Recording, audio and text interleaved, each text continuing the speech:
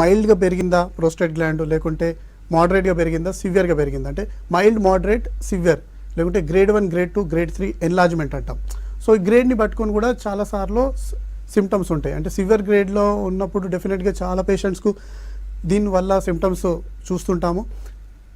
Mild ఉందనుకోండి, చాలాసార్లు వాళ్ళకు ఉందని కూడా తెలియదు. రూటీన్ స్కాన్కి వాళ్ళు వెళ్ళినప్పుడు, మనం అల్ట్రాసౌండ్ స్కానింగ్కి వెళ్ళినప్పుడు, హెల్త్ చెకప్కి వెళ్ళినప్పుడు ఇలాంటి గ్లాండ్ అన్నమాట మైల్డ్గా ఉంది, మీకు ప్రోస్టేట్ అని చెప్తారు డాక్టర్ గారు. సో అలాంటివి ఉన్నప్పుడు మనకి ప్రోస్టేట్ ఉంది అని అప్పుడు తెలుస్తూ ఉంటుంది.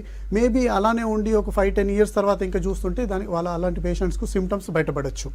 మీరు చెప్పినట్టుగా బీపీహెచ్ ఇది రావడానికి ప్రధాన రీజన్ ఏంటి అనుకోవచ్చు? సో బీపీహెచ్ మెయిన్ ఫస్ట్ ఏంటంటే ఏజ్ రిలేటెడ్ చేంజ్. దాన్ని మనం మార్చలేము, ఎందుకంటే మన వయసు పెరిగిన కొద్దీ ఆ గ్లాండ్ అన్నమాట కూడా ఎన్లార్జ్ అవుతూ ఉంటుంది. కానీ కొందరిలో ఫాస్ట్గా ఎన్లార్జ్ అవుతుంది. మనం చూస్తుంటే ఏంటంటే 60స్లో కూడా కొందరికి గ్రేడ్ 3 ఉండొచ్చు, 50స్లో కూడా గ్రేడ్ 3 ఉండొచ్చు, కొందరు 80s 90s అయినా కానీ గ్రేడ్ 1 ఉండొచ్చు. అది ఎందుకంటే బేసికలీ ఈ ప్రోస్టేట్ గ్లాండ్ అంటే మనము వీర్యంలో బయటపడ్డప్పుడు, సిమెన్ బయటపడప్పుడు ప్రోస్టేట్ గ్లాండ్ నుంచి కూడా కొద్దిగా ఆ వీర్యంలో లిక్విడ్ ఉంటుంది. సో ఇది ఏంటంటే ఎవ్రీథింగ్ రిలేటెడ్ టు మన మేల్ సెక్స్ హార్మోన్ టెస్టోస్టెరాన్ ప్రభావం వల్ల ఎక్కువగా ఎఫెక్ట్ ఉండేసి ప్రోస్టేట్ గ్లాండ్ కొందరిలో ఎక్కువగా టెస్టోస్టెరాన్ ఉన్నప్పుడు, టెస్టోస్టెరాన్ నుంచి ఈ హార్మోన్ కన్వర్ట్ అయినప్పుడు దీని ప్రభావం వల్ల కొందరికి అవ్వచ్చు. కొందరికి ఫ్యామిలీ హిస్టరీ అంటే పేరెంట్స్కు వాళ్ళ ఫాదర్కి ఉన్నప్పుడు, గ్రాండ్ ఫాదర్కి ప్రోస్టేట్ సిమ్టమ్స్ ఉన్నప్పుడు ఇది వాళ్ళకి వచ్చే అవకాశాలు ఎక్కువ ఉంటాయి. సో మెయిన్ ఏంటంటే ఏజ్ రిలేటెడ్ చేంజ్. దానికి మరీ దానికి ఏమన్నా డిఫరెంట్ రీజన్స్ ఏం అవసరం లేదు. 1 age related change, hormonal effect, కొన్నిసార్లు ఇన్ఫెక్షన్స్ వల్ల లేకుంటే అలాంటి కాజెస్ ఉంటాయి. కానీ మెయిన్ ఏంటంటే ఏజ్ రిలేటెడ్ చేంజెస్. అంటే ఈ బీపీహెచ్కి ప్రధాన కారణం అయితే మన పెద్దవాళ్ళకి వరకు ఉంటే మనకు వస్తుంది, లేదంటే ఏజ్ పెరిగే కొద్దికి ఇది కామన్గా వస్తుందంట. అయితే ఇందులో మీరు గ్రేడ్ 1, గ్రేడ్ 2 అని చెప్పారు. గ్రేడ్ 1 ఉన్న వాళ్ళకి ఎటువంటి ప్రమాదాలు ఉంటాయి? గ్రేడ్ 1 దశలో ఉన్నవారికి చికిత్స ద్వారా దీన్ని నిర్మూలించవచ్చు.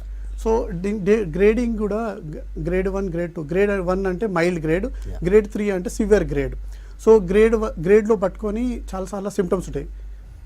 మైల్డ్ గ్రేడ్లో వాళ్ళ పేషెంట్స్కు కొన్నిసార్లు వాళ్ళకు ఉందని కూడా నేను చెప్పిన ప్రకారం ఇప్పుడు స్కానింగ్ వాళ్ళ రూటీన్ హెల్త్ చెకప్కి వెళ్ళినప్పుడే మీ ప్రోస్టేట్ గ్లాండ్ ఎన్లార్జ్ అయిందండి, గ్రేడ్ 1 ప్రోస్టేట్ ఉందని చెప్తారు డాక్టర్. అప్పటి వరకు వాళ్ళకి తెలియదు కూడా ఈ ప్రోస్టేట్ అన్నమాట ఎన్లార్జ్ అయిందని. సో గ్రేడ్ 1లో ఏంటంటే మైల్డ్ సిమ్టమ్స్ ఉంటాయి.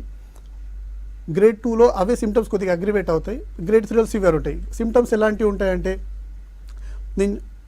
యూరిన్ ట్రాక్ట్ సరౌండింగ్ ఉంటుంది కాబట్టి యూరిన్ ఆబ్స్ట్రక్షన్, అంటే వాళ్ళకు యూరిన్ ఫ్లో అన్నమాట సరిగా ఉండదు, వాళ్ళ యూరిన్ స్ట్రీమ్ సరిగా ఉండదు, వాళ్ళ యూరిన్ ఫ్రీక్వెంట్గా అంటే మళ్ళీ సారి వెళ్ళాల్సింది, యూరిన్ ఫ్రీక్వెన్సీ, అర్జెన్సీ, అంటే యూరిన్ హోల్డప్ చేసేదానికి కూడా వాళ్ళకి ఇబ్బందిగా ఉంటుంది. యూరిన్ డ్రిబ్లింగ్ అవుతూ ఉంటుంది, వాళ్ళు యూరిన్ పోయేటప్పుడు యూజువల్లీ స్ట్రీమ్ దూరం పడుతుంది. కానీ ఇలాంటి పేషెంట్స్కి ఏంటంటే ఆ ఫ్లో ఉండదు కాబట్టి కాళ్ళ దగ్గరనే యూరిన్ పడిపోవడం కానీ అట్లా సిమ్టమ్స్ ఉంటాయి.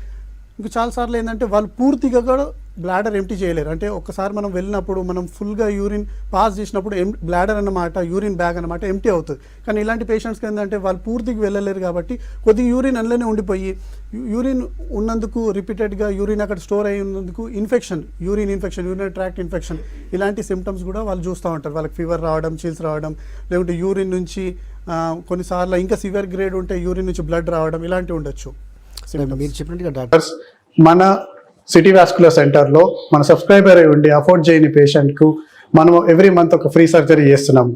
సో మీరు చేయాల్సింది ఏంటంటే మీరు సబ్స్క్రైబ్ ఉన్న స్క్రీన్ షాట్ని కింద ఇచ్చిన వాట్సాప్ నంబర్కి షేర్